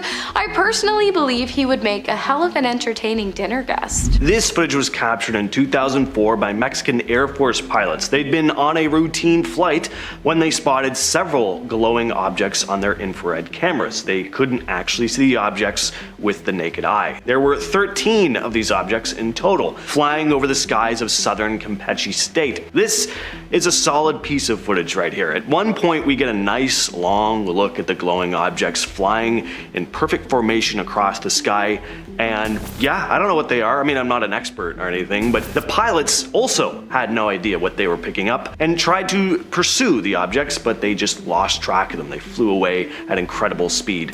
The footage wasn't released until 20 2010, and ever since, it's been cited as one of the most convincing examples of a genuine piece of UFO footage. And finally, we have some more video footage coming to us straight from the declassifieds. I'm talking about UFO documents released to the public by the Pentagon after so many years of adamantly denying the existence of such phenomena. On January 15th of 2023, cameras were set up to survey an MQ-9 Reaper aircraft when all of a sudden, an unidentified aerial presence was captured on that same video, moving at speeds unreachable by any kind of modern-day aircraft. It was shocking to say the least, but it actually gets crazier. The object was moving so fast that it appeared to actually disrupt the atmosphere surrounding the craft, leaving behind an atmospheric wake in lieu of a jet stream as it disappeared completely into the sky. It sounds pretty unbelievable, but as I said, the footage was literally released by the Pentagon, who have done a complete 180 on their denial of UFOs and have now actually asked the public to come forward and submit any authentic images or encounters with UFOs or UAPs to the All-Domain Anomaly Resolution Office, the ADARO, but I would personally love it if you shared any stories you have down below. Number 10. Astronaut sightings. Who better to trust about what's going on in space than people who have actually been to space before? That's right, numerous astronauts over the years have reported seeing things that they think might be UFOs. Buzz Aldrin was one of the astronauts aboard the Apollo 11, and during their journey they all reported seeing flying objects. Of course, space debris exists, and it could just be some metal junk that was adrift in space. But then why did they report that the objects appeared to be following them? When they thought that it might have just been a detached part of the rocket that was flying alongside them, they were informed that this piece was actually 6,000 miles away from them, and they definitely wouldn't have been able to see it from that far away. He also said that when they brought it up, they were briefed to not talk about what they had seen out in space. Well, the government can try all they want to cover things up, but eventually word always gets out. Number 9. Paintings. Now let's go well beyond spaceships and astronauts and move into the far more distant past, because alien sightings certainly aren't a new thing and seem to have been around for centuries. One piece of evidence that people often cite is a painting titled The Madonna with Saint Giovannino. It was painted in the 15th century by Dominic Ghirlandaio and appears to depict a UFO flying around in the background, its shape matching up with people's frequent depictions of flying saucers as being alien spacecrafts. There also appear to be beams of light coming out from the bottom of the ship, and this has led people to believe that it is unmistakably an alien craft and not just something else placed up in the sky. And if you take a look at it, it does seem hard to believe that it could be anything else, as what other dark object would make sense to be floating in the sky like that? If you have any ideas, let me know what else you think it might be. Number 8. The Tic Tac UFO. Back in 2004 on the coast of California, a US Navy pilot named David Fravor reported seeing something strange. In fact, he reported seeing something that was, quote, something not from this earth. They were about 60 to 100 miles off the coast of California, and he was leading a strike fighter squadron through some exercises when the incident occurred. He said that he saw a tic-tac shaped vessel flying through the air at incredible speeds, but it wasn't just him who saw it. It was also reported by another flight crew who actually followed after the craft and even filmed it. While the footage was originally kept classified, it's now been made available to the public. The case was then published by the New York Times after the Pentagon acknowledged its Advanced Aviation Threat Identification Program, which is actually the Pentagon's own 21st century study of UFO sightings. Number 7. Wow! Exclamation point. The Search for Extraterrestrial Intelligence, otherwise known as SETI, is a group that, well, searches for extraterrestrial intelligence. In 1977, a large radio telescope outside of Ohio was scanning the skies on behalf of SETI when they picked up a signal that lasted for 72 seconds. The printouts of readings often included low numbers, which was typically just the background noise that the telescope picked up. But then a scientist noticed that there was a sudden string of letters as well as larger numbers. The letters went all the way up to U, which indicated a signal 30 times stronger than the typical background noise. Upon seeing these consecutive letters, which would represent a very strong signal and something potentially alien, he circled them and wrote the word wow followed by an exclamation point in bright red pen. To this day, we've never really seen anything else like it, and the extraordinary readout has yet to ever be duplicated. Number 6. Viking Mars. Now let's get into some more sciencey factual stuff. When people think of aliens, the term that might often come to mind is Martians, being attributed specifically to aliens that reside on the planet of Mars. NASA has sent a lot of things out there, and one expedition was referred to as Viking, them sending out little robots to take readings of the planet. One test that they performed was done on the soil, mixing soil with radioactive carbon-labeled nutrients to see if they would produce radioactive methane gas, this being a chemical sign of life on other planets. And it did, the test coming back with a positive result and finding organic molecules. But NASA just brushed it off, I guess, because they said that the other experiments didn't end up with the same results, so they just said it was a false positive. But one of the original scientists and others who have analyzed the data stand by their discovery, saying that the other experiments had just been ill-equipped for performing the tests and finding the same results. Number 5. Martian Fossil. Let's hear from NASA again, this event taking place in 1996 when they announced that they had found a Martian fossil. They said that they had found fossilized microbes within a lump of Martian rock, a meteorite that is theorized to have been blasted off the planet around 15 million years ago before finally winding up in Antarctica, where it was discovered 12 years prior in 1984. They analyzed it a lot, of course, and found organic molecules as well as small bits of the mineral known as magnetite, which can sometimes be found in Earth bacteria. Researchers also said that under an electron microscope they were able to see traces of nanobacteria. So it seems like evidence is continuing to stack up that other planets are, or used to be, capable of sustaining life. And with a universe as infinitely large as ours, it's hard to say that it's impossible that life on other planets could ever exist. Number 4. The Super Hornet. Let's now take a look at another piece of evidence that came out following the Pentagon's acknowledgement of their Advanced Aviation Threat Identification Program. This took place back in 2015 on the East Coast and is another video of evidence discovered by the US Navy, this time by a FA-18 Super Hornet, a strike fighter that reaches speeds of up to 2,000 kilometers an hour. That's pretty fast. The pilots see the unidentified object moving at incredibly high speeds over the water and they struggle to keep up but are finally able to get a lock on it. When they do, they start cheering and one even says, "What the F is that thing?" They continue to follow it and seem to be unable to figure out what it possibly could be. This is another piece of evidence that had to go through a declassification process before it could be released to the public. Makes you wonder what other video footage and potential signs of alien life the government might be hiding from us in a filing cabinet labeled classified. Number 3. Chicago O'Hare. In November 2006 in Chicago, Illinois, airline staff and pilots alike were shocked by what they had witnessed. Multiple people reported seeing what they described as a flying saucer in the air. It was an overcast day and the UFO seemed to be just hovering over the Chicago O'Hare airport terminal. They then described how it seemed to shoot up into the air incredibly quickly, so fast that it punched a hole through the cloud cover above it. The FAA, or Federal Aviation Administration, described it as simply being a strange weather phenomenon and they wouldn't be investigating it, so don't worry about it. Of course, that's what they want us to think. But so many people at once reporting seeing a flying saucer shooting through the clouds doesn't really sound like a weather phenomenon to me. One flight traffic control official said, "To fly 7 million light years to O'Hare and then have to turn around and go home because your gate was occupied is simply unacceptable." Number 2. SETI readings. Now let's go back to the SETI project again. If you've somehow already forgotten by now, that refers to the search for extraterrestrial intelligence. Back in 2003, they were using a large telescope in Puerto Rico to re-examine around 200 sections of the sky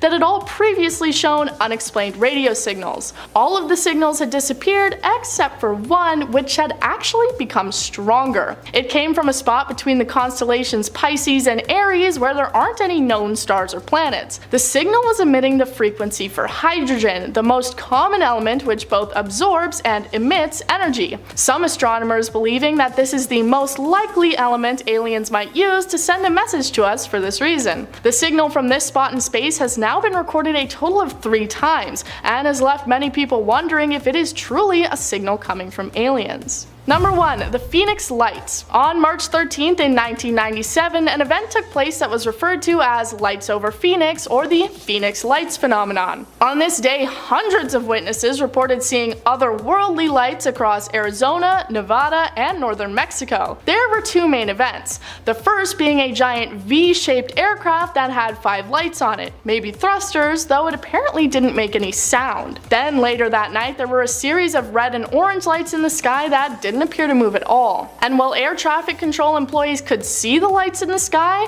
they couldn't see them on their radars. The governor of the state of Arizona at the time said, "I'm a pilot and I know just about every machine that flies. It was bigger than anything I've ever seen. It remains a great mystery." And it really does remain a mystery. To this day, nobody seems to have any real or solid explanation for what the large spacecraft and the lights might have been. It was said that it was a military flare drop, but this came after their original statement that they had no planes in the air. And even a recreation of the event didn't line up with what people had seen, flares flickering and burning out after only a few seconds. I have an explanation though. It was aliens. Coming into number 10, we have Up Close and Personal with Area 51. In September 2017, YouTube channel UFO Seekers did just that. They sought UFOs. What did they find? Well, you will see. Tim Lee and Tracy Doyle hiked up Tickaboo Peak, a 1.4-mile high mountain 25 miles opposite the military base. The duo used telescopic lenses to get the clearest possible photos of the secret base ever taken from outside by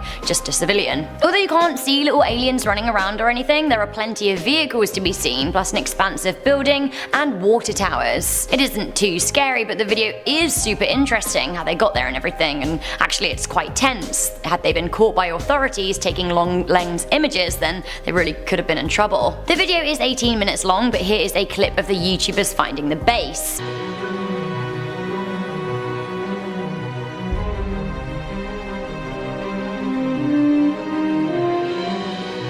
The video has had over 2.4 million views. Perhaps the Kyles are watching it to swat up for their attack planned on the 20th of September. Kyles. Coming in at number 9, we have Even Closer, if you can imagine it. This is one of the closest ever images taken of Area 51. It was taken from a light aircraft and is in the Nevada Aerospace Hall of Fame right now. Here we can see a much closer overview of the whole compound, something that would have been classified just a few years ago. Coming into number 8, we have the airstrip. In 2013, some documents about Area 51 were declassified, although many criticized the response to the Freedom of Information request to having been underwhelming, featuring heavily redacted information. Nonetheless, in 2016, the US did permit Google Earth to photograph the area, which had previously been a no-fly zone. Now you too can view the facility from a bird's eye view. You can check it out and see what's going on, although from very high in the sky. From browsing Google, around 12 miles north of Area 51, there seems to be an unexplained airstrip coming in at around 1 mile long. There is also a visible cluster of buildings at the end of the strip, which is kind of baffling. We've got no idea what's being tested here. According to intel from the website Live Science though, it is thought that the space could be used to test reconnaissance drones. Coming into number 7, we have the Paradise Trailers. Area 51 used to be colloquially known as Paradise Ranch in order to make it sound more appealing to families of workers.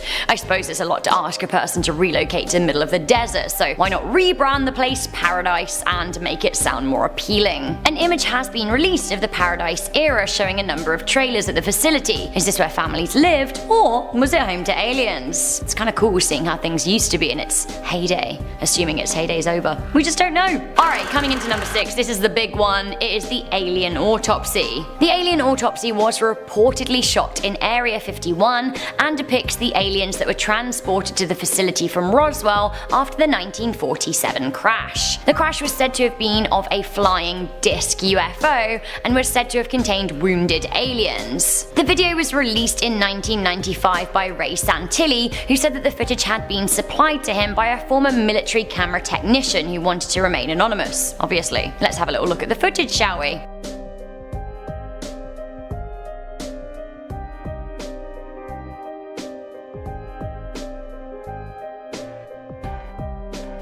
I mean, that is a dead alien right there, right? But like, is it? The footage absolutely blew up in 1995, but people were quick to call it a fraud. In the end, Santilli claimed that yeah, only part of the footage was real. He said that only a few frames from the original footage were there, but they were there. He also said the rest had been replicated and was a reconstruction of footage he had but was damaged. Sounds likely. Coming into number 5, we have the Roswell rescue. Footage claiming to be from the Roswell fallout surfaced on the internet in 2015 and alleges to show agents holding alien corpses and taking them on a stretcher. Have a little look.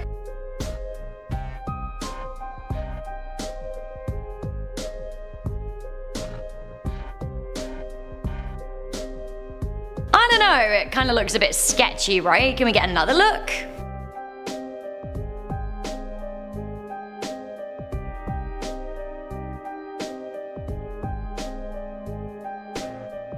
I guess it was 1947, so we can't expect too much film-wise, but I'm not sure this is quite the smoking gun we were looking for. The video has had around 160,000 views on YouTube, but the like to dislike ratio suggests that some people may not be too convinced as to its authenticity. One of my favourite comments on the video comes from Mr. Saturday Night Special, who wrote, "This has to be real. Everyone knows when you travel across the universe, you don't wear clothes. Just ask Chewbacca. He'll tell you." You're right. You know what? Are we the only species that like to cover our modesty? All of these aliens crashing, like, where are their little alien suits? Come on. Coming into number 4, we have Kodak confirms, allegedly anyway. In 2014, a UFO expert, Tom Carey, was sent images from a woman who wished to remain anonymous, but claimed that she had worked with the Secret Service. The image was reportedly taken at Area 51 following the Roswell crash and seems to show a bug-like alien. Let's have a look, shall we?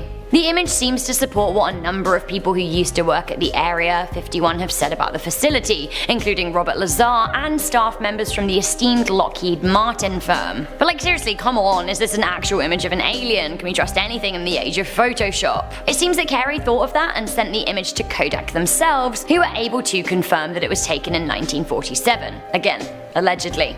If they sent him a letter saying this, then I haven't seen it. When speaking to the press, Carey said, "What's interesting is that the film is dated in 1947. We took it to the official historian of Kodak up in Rochester, New York, and he did his due diligence on it, and he said that yes, this film strip and the slides are from 1947. It's 1947 stock. From the emulsion on the image, it's not something like's been photoshopped today. If Kodak did call this authentic, I haven't seen any certification." Coming into number 3, we have another alien, of course. In 2012, Chicago videographer Adam Dew received a call from his former business partner Joseph Beeson. He claimed that he had something to show him, and boy did he. Beeson had a private disposal unit sister, and she'd come across a box of photographs that seemed to have been taken by someone close to President Eisenhower. He was in a number of the images himself, as were Bing Crosby and Clark Gable. 2 of the images she had been tasked with disposing were absolutely outrageous. Get a load of them for yourself. That's right, it is a small withered brown body of an alien in a glass case. And this was all among the images of the president, which is pretty crazy. The images were found in the garage of a woman named Hilda Blair Ray near Sedona in Arizona. Now the pair did believe that the images were linked to Area 51 and Roswell. They sent the images to none other than Tom Carey. Tom once again believed that the images looked just like what witnesses had described in the Roswell crash. Let's have another look, shall we? It really does kind of look like an alien wrapped in some kind of cloth, but unfortunately for Tom Carey, the image turned out to be of a mummified corpse of an Aztec child and not a secret leak from Area 51. Our final 2, I have to say, are pretty convincing. It's not alien stuff, but I do think that these are secret pictures from Area 51. Coming into number 2, we have the strange plane. Here's an image of something that looks like a strange aircraft, or something reportedly taken at Area 51 anyway. It is known that the United States Air Force is present at the facility, and several spy planes have been developed there, including the U-2 spy plane and the SR-71 Blackbird, and possibly others like the rumoured Aurora project. So, What is the plane in this image? I don't actually know. Could it be one of the alien aircraft that allegedly whistleblower Bob Lazar talked about reverse engineering? Or is it another spy plane? Finally, coming into number 1, we have an image of a secret plane crash covered up. It seems an A-12 spy plane, possibly the one pictured above, crashed in 1963 after taking off from the secret airbase. The crash happened in Wendover, Utah, when Area 51 pilot Ken Colmer was testing the plane's subsonic engines at low altitude. The pilot ejected from the plane crash, after which he was subjected to hypnosis and doping to make sure that he relayed the incident and how it occurred honestly and truthfully. Here are the previously classified images of the crash. Now, as you can see, vehicles raced to recover the wreckage, which was extremely sensitive to the United States Air Force. It seems a government sanitation team was deployed to remove all traces of the spy plane. To me, that sounds very, very strange. So too does it that they kept the images of this plane crash a secret for such a long time. Do you think it really was a spy plane that crashed, or, given the response, something much more sensitive? Starting off our list today, we have a 2018 UFO sighting that took place in the skies above North Carolina. Shout out to anyone watching from Elon University. In August of 2018, a man named Javion Hill claims to have spotted a UFO while driving home on US 74 just southwest of Charlotte. He described seeing lights in the clouds above him, shaped like a square. Immediately, he pulled out his phone and began snapping photos, which I have to admit are pretty convincing. After hovering in the sky above Javion for a good amount of time, the illuminated formation just vanished into thin air, as they do. You know how it is. It was as though it had never existed in the first place, but of course it did because there's proof, and we've seen it. And Hill, who says he was never a believer in aliens before that night, claims that during the time in which the object was hovering above him, he was seriously concerned for his safety. On June 24th, 1947, Kenneth Arnold, a private pilot, saw something in the sky near Mount Rainier in Washington. Something that he couldn't quite explain. He described 9 strange crescent-shaped objects flying in a V formation. What really caught his attention was how fast these things were moving, at around 1,700 miles per hour, which was faster than any known aircraft at the time. And when Arnold reported what he saw, it ended up getting massive media coverage. The Kenneth Arnold sighting is often referenced as the first big UFO encounter in modern times. After Arnold's sighting, lots of other reports started coming in about strange things in the sky across the United States. The government and military were getting intrigued, and the US Air Force started Project Sign, which was the first official government investigation into UFOs. This later became Project Blue Book, which looked into thousands of UFO sightings to try and figure out what was going on. So is it just one of these cases where he saw something and then everybody else started like getting excited and, just thought they were seeing things? Or was this just the time where UFOs and aliens were starting to come down to investigate things here on Earth? Next up, we have 2 commercial pilots on different aircrafts claiming to have seen a mysterious flying object in the sky while flying above Arizona on February 24th of 2018. The first pilot to spot the UFO called into radio traffic control to ask if another plane had passed by him. The controller answered no, and then went on to make a joke about the pilot having possibly seen a UFO. Ground control then contacted another pilot flying an American Airlines flight a little bit behind the first plane, and asked the pilot to inform the control center if an aircraft were to pass over the plane. And a short while later, the pilot did exactly that. He said that a fast object had flown 3,000 feet over his plane in the opposite direction of which he was going. Once again, ground control had no knowledge of the aircraft, and it didn't show up on any of the radars either. Both pilots later described the objects as illuminated and incredibly fast, saying that they were nothing like the weather balloons they had seen sometimes floating at that altitude before. Plus, there were no records of this object, so what could it have been? Well, a UFO, duh. Lieutenant Colonel Richard French was the lead investigator of Project Blue Book in the 50s. His job was to investigate reports of UFOs and find any possible explanation for them. Of course, if there was none, it would be categorized as a genuine UFO. French had shot down a lot of UFO reports over the course of his career, but in 1952, he witnessed something himself, something he could only describe as a genuine alien encounter. He kept what he'd seen a secret for decades. It wasn't until 2013 that he testified before 6 former members of Congress in DC, describing an event that happened back in 1952. A number of residents off the coast of St. John's, Newfoundland, had reported spotting 2 unidentified flying objects. So French was tasked with heading over to Canada to basically debunk it. The UFOs had crashed into the water, and when Lieutenant Colonel French arrived, he saw this crowd of about 100 people, including some police, standing by a wharf, gawking at something in the water. French made his way over, and when he looked down into the clear water below, he saw what looked like 2 large circular aircraft-like objects, and there were apparently 2 beings working on them. French described the creatures as, quote, 2 to 3 feet tall, light gray in color, very thin, long arms with either 2 or 3 fingers, the top of their heads much wider than their jawline. Their eyes were very slanted, and you couldn't see pupils in them. He then described the objects slowly rising out from the water before abruptly accelerating and taking off into the sky. Next up, we have the very first record of a UFO encounter to take place in New England, USA, which I bet you didn't know was actually a major hotspot for extraterrestrial UFO and UAP activity. That's unidentified aerial phenomena, for those of you who don't know. The first recorded sighting happened in Boston, New England, and it was also the first ever documented sighting in the US as a whole. It took place in 1639, and credible reports have been popping up ever since. The record was a second-hand observation recorded by colony founder and governor at the time, John Winthrop, who wrote that a sober, discreet man had seen the sky above Boston become illuminated by a green light while he was rowing his boat along the river one evening.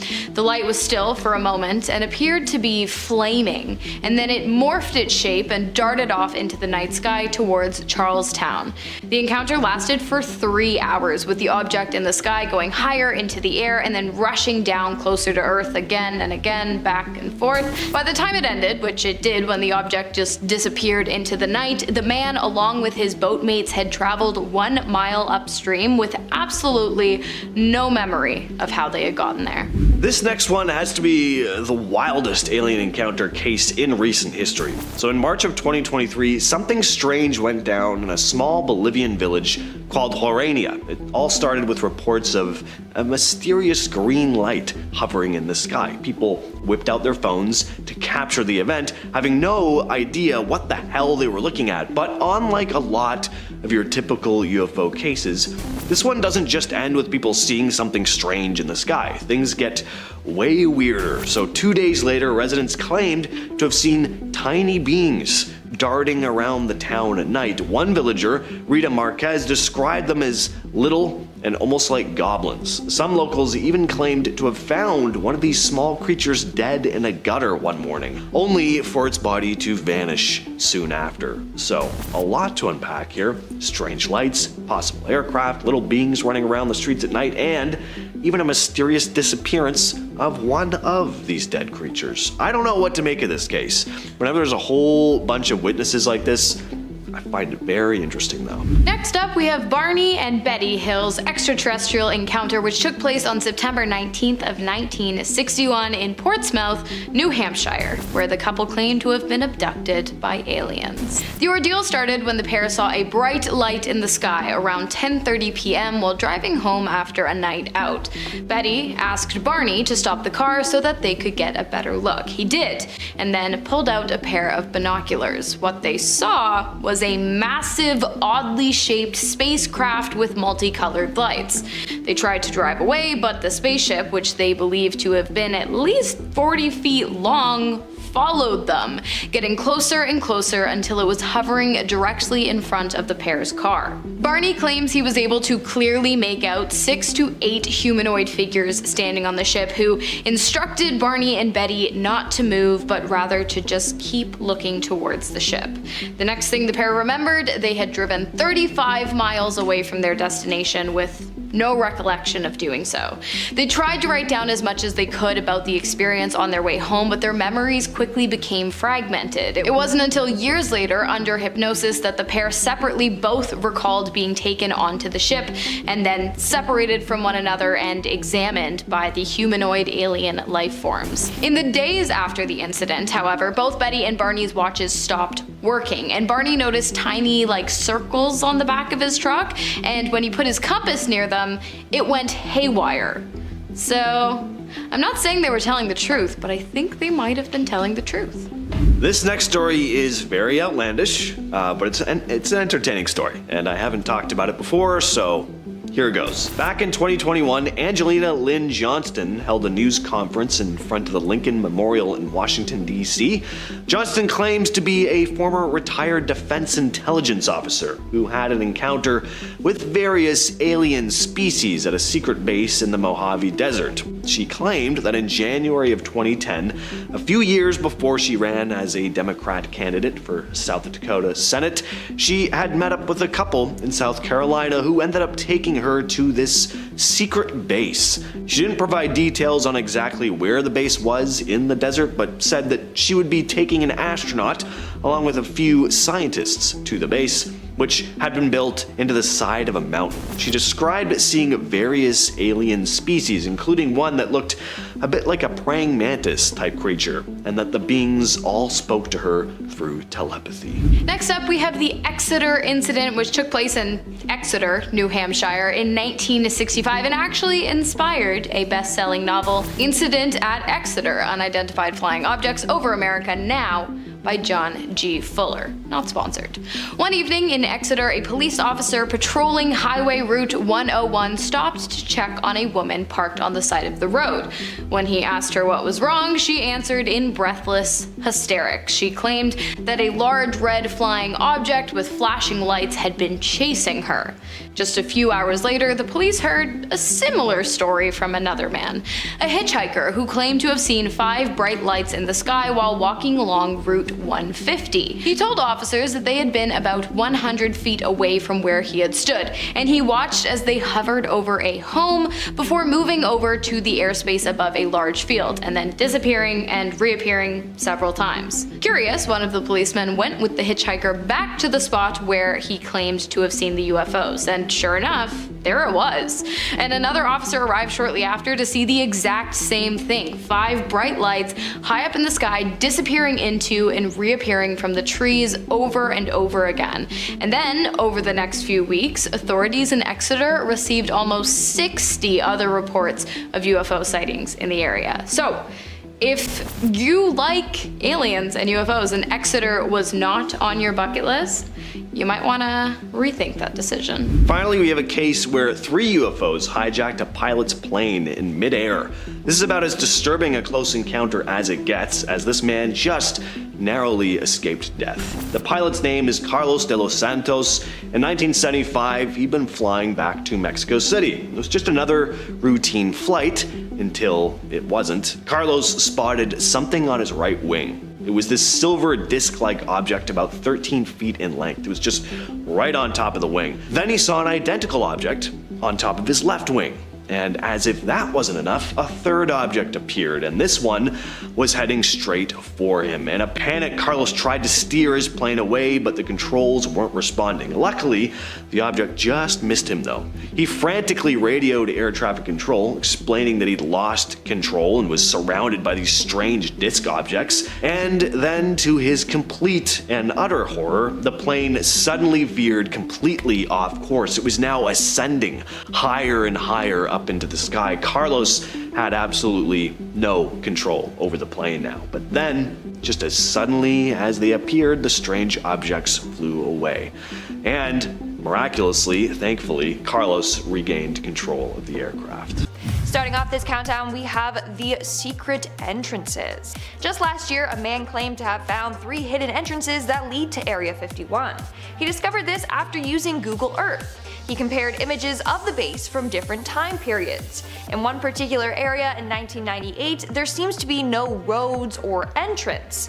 Satellite pictures of that same location in 2005, 2010, and 2013 show a road and a dead end with what looks like an entrance and tunnel carved into a mountain. In fact, at the dead end, there appears to be cars parked there. Seems unusual for people to just park there, because what is around for them to do? Wander the barren plain alone?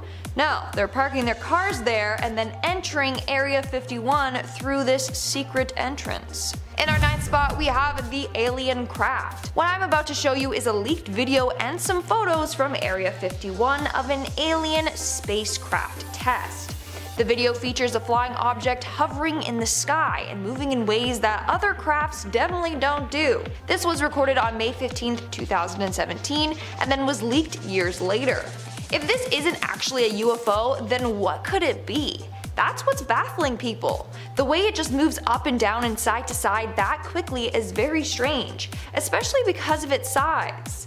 What do you think though? Is this proof that Area 51 has gotten their hands on an alien spacecraft? Moving on to number 8, we have the transportation of a UFO. When this next photo was leaked online, it was met with a number of conspiracy theories. So this is the image of the CIA transporting a large part for one of their top secret projects. In fact, when this was getting transported, the CIA sealed off the entire highway. And I'm sure you can see why this was met with a number of conspiracy theories.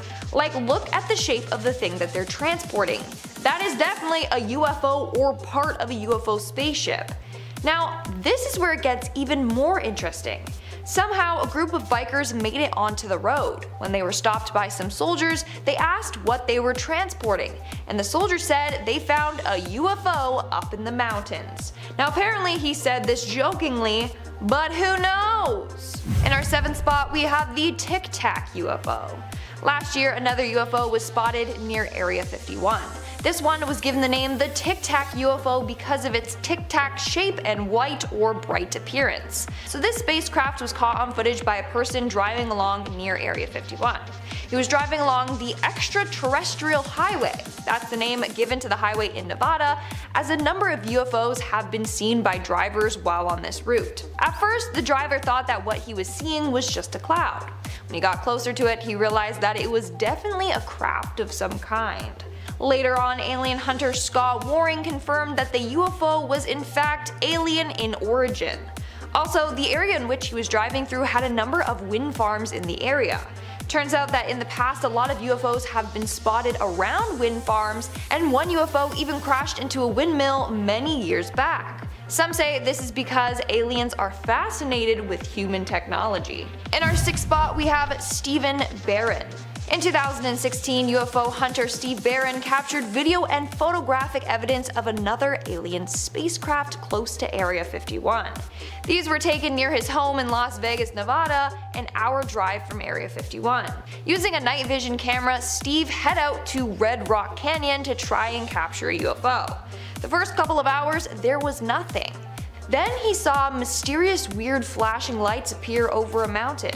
He said this in regards to the UFO and its lights, and I quote, "First one, then two, then more and more. They put on a spectacular show. I am glad I was patient because the show they put on kept getting better and better." We are now at our 5th and halfway mark with the CIA spy plane. In 2011, Los Angeles Times journalist Annie Jacobson published a book called Area 51, an uncensored history of America's top secret military base. In the book, she included a number of never-before-seen photos of the base. The first one I want to show you is of a CIA spy plane. This photo shows an A-12 ox cart hidden behind a barrier at Area 51. This was a top-secret plane that was created to reach high speeds and altitudes. During the first 3 years of testing this plane, everything was kept top secret. In fact, the pilots weren't even allowed to tell their wives what they were working on. On May 24th, 1963, during a test flight, the plane crashed. The pilot, Ken Collins, was fine but had to eject himself out of the plane. But afterwards, the CIA actually injected him with sodium pentothal, aka truth serum, to then interrogate him after the crash. That's crazy. In our fourth spot, we have the rare photo. So this photo was also featured in Annie Jacobson's book Area 51, An Uncensored History of America's Top Secret Military Base. In fact, this is a very rare photo that has never been published before. It was published for the first time in Annie's book, and that's it. This photo is an aerial view of Area 51 taken in 1964. I don't know why it was kept a secret for so long or how Annie got her hands on it, but she did and decided to share it with the world. Moving on at number 3, we have the early U-2 spy planes. In the early 1950s, at the peak of the Cold War, the CIA began to develop planes that they wanted to reach an altitude of 70,000 feet to avoid detection against Soviet radar. This gave birth to the U-2 spy planes that you see here in this picture. This photo was taken in Area 51 in 1956, and pictures of workers standing on the plane's wing. Sadly, at least 3 pilots lost their lives during test flights, including 2 at Area 51 and 1 at an Air Force base in Germany. Coming in at number 2, we have Boyd Bushman. Shortly before his death, former Area 51 engineer Boyd Bushman revealed that he encountered aliens while working at Area 51. In a video, Bushman shows a number of mysterious photos to the camera, including one of an alien and a number of photos of the alien's appendages. We have a total of at least 18 that exist and operate with our facility. Now, many people believe that this man is telling the truth. Why? Because he had nothing to gain or lose by sharing his story. Plus, an interrogator with the police studied Boyd's movements and speech pattern during this interview, and he said that it appears as if he's telling the truth. In the interview, he said that Area 51 has at least 18 of these aliens in their facility. He also claims that there are 2 groups of aliens. One group are called the Wranglers, the others are called the Rustlers. The aliens that are considered Wranglers are friendly and have a better relationship with humans. Rustlers, however, have been known to steal cattle. This is all insane. And in our number 1 spot today, we have Boyd Bushman and the UFO. During his interview, Boyd Bushman also revealed photos of real UFO spacecrafts that he saw while working at Area 51. Up close and personal, this is a UFO which is ready to take off. So that's a close-up photo of a UFO spacecraft taking off. Then he also showed a different photo of a UFO spacecraft with its lights turned off. What do you think though? Is Boyd telling the truth? Are those real photos of UFOs? Let me know in the comments. Starting off at number 10 now, we have the beginning. When it comes to explaining to aliens everything about humans, the start is, well, a good place to start. This image shows conception, a sperm cell fusing with an egg cell, which will eventually divide and become a fetus and then a human just like you and me. Now, when I first saw this, I worried that the aliens might not really understand what scale we're talking on here. What if they think the sperm cell is the size of a truck and the egg cell is the size of a football stadium? They may think we're giants, but no. Luckily, scientists are a lot smarter than me. On the previous slide, they explained the sizes of egg and sperm cells to show the aliens that they are very, very, very small. Coming out number 9 now, we have the location. This image explains to any reasonably intelligent aliens where exactly our solar system is. We've also included a picture of our nearest neighbor, the Andromeda Galaxy. It's hoped that this information on the slide will be enough for the aliens to figure out where we are. Of course, this is all pretty cool, but some people are a bit worried. Many feel that we shouldn't be so open about broadcasting our location to advanced life in the universe. If human history is anything to go by,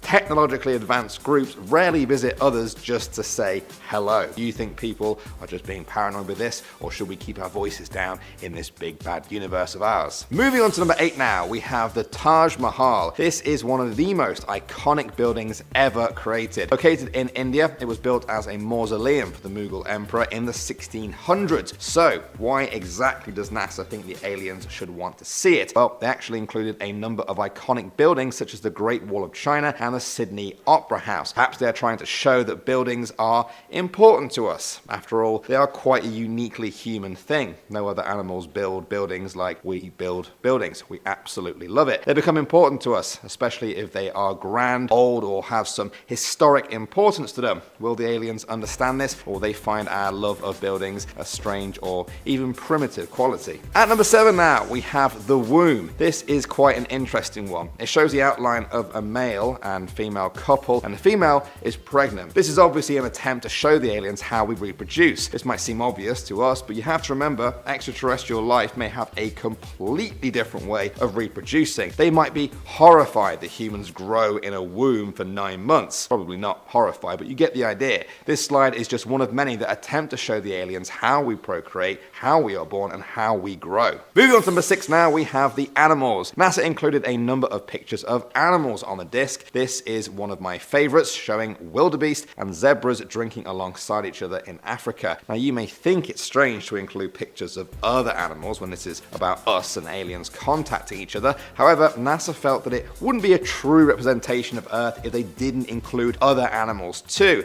After all, we may dominate this planet, but we're not the only ones who call it home. The pictures of animals show that we are not alone on this planet, and that perhaps we even speak on their behalf if it ever comes to a point of contact with an alien civilization. Next up at number 5 now, we have home. That's the name of this picture, taken by NASA in the 1970s. At the bottom, you can see they've included the diameter of Earth as 12,756 kilometers. This is the only full picture of Earth that was included. What will the aliens make of it? Some other slides explain what our atmosphere is made of. I'm sure they can figure out that the white bits are clouds and the blue bit is our ocean. Hopefully they know it's water. Do you think so too? Also, this brings me back to our previous point. I know some of you are a bit paranoid about alien invasions, thanks Hollywood. If so, do you think it's a good idea to include pictures of our planet and what exactly it's made of? Could that be used against us? I personally don't think we have to worry, but it's quite an interesting idea. Moving on to number 4 now, we have eating. Here is a man enjoying a bunch of grapes.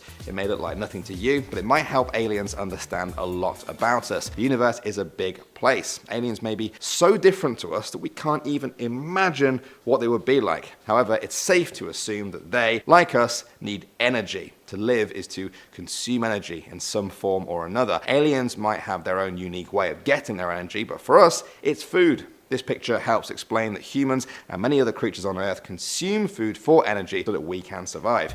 Hopefully they don't think we only eat grapes though. That would get pretty boring quite quickly. Next up, at number 3 now, we have tectonic. In this image, we can see 3 different Earths. The top and bottom might look unfamiliar to you. The top one is what Earth looked like when it was 1.5 billion years old. All of the continents were just kind of mushed together. Tectonic activity in the Earth's crust sent them apart from each other, drifting and crashing into each other until they resembled the middle picture. That's what Earth looks like for us today. And there's a little human hand there to show that this is the era of Earth we humans live in. The bottom one shows what Earth will look like in a further 10 million years. This is based on scientific predictions. Now you may think this is a bit redundant, but just wait. Voyager 1 could be traveling in space for millions of years. Maybe aliens won't find it for another 10 million years. Will humans even still be around then? Perhaps. Either way, our map of what the Earth will look like by then may be far more accurate than what it looks like now. Moving on to number 2 now, we have sport. This is a picture of sprinters in a race at the 1976 Olympics held in Montreal. So, why did NASA want aliens to see this one? Well, sport and competition have always been a huge part of the human story. It was competition that made us spread across the planet, and now it's sport that brings us together to compete in various events. It's a common bond that all human cultures seem to share in one way or another. This is also a contrast to the images of war and trouble that we often see on the news. This is NASA trying to show aliens that despite our differences, we are more similar than not. Call it the Olympic spirit or even the human spirit. It's a good picture to include that they can understand what exactly is going on. And finally now, at number 1, we have the cars. This picture was taken from a busy road in India. There are a few others like it that show humans with their cars. It seems like NASA wanted to show the aliens that we build things to do better jobs than we ever could. If they recognize that we constructed these cars, they may see in us a desire to reach beyond the physical limitations of our own human bodies. Perhaps this is something they will recognize in themselves too.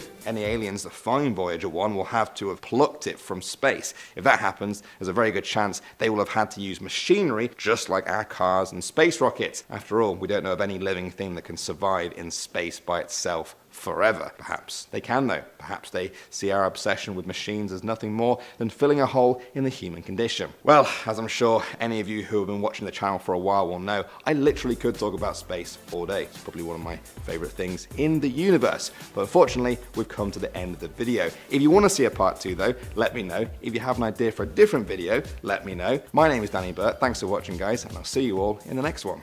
Create a video using exactly this script. Want to see more videos like this one? Check out this video next. It's about megalodon attacks that will never make you want to swim in water again. Click the video now to find out more. See you in the next video.